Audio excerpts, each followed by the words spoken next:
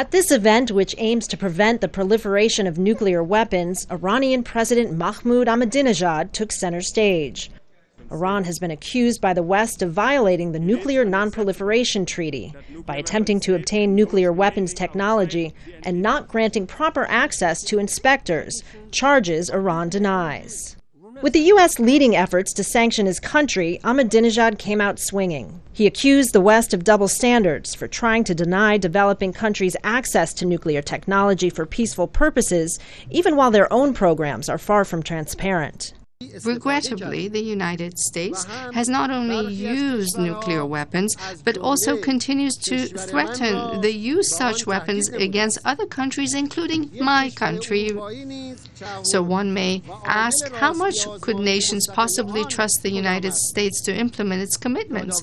What guarantees are there that it would live up to such commitments? And what are the tools for independent verification of its guarantees? The U.S., UK, and French delegations responded by walking out. U.S. Secretary of State Hillary Clinton wasn't in the room for Ahmadinejad's speech, but she later responded.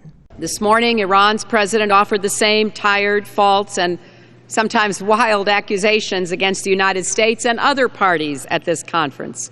But that's not surprising. As you all heard this morning, Iran will do whatever it can to divert attention away from its own record and to attempt to evade accountability.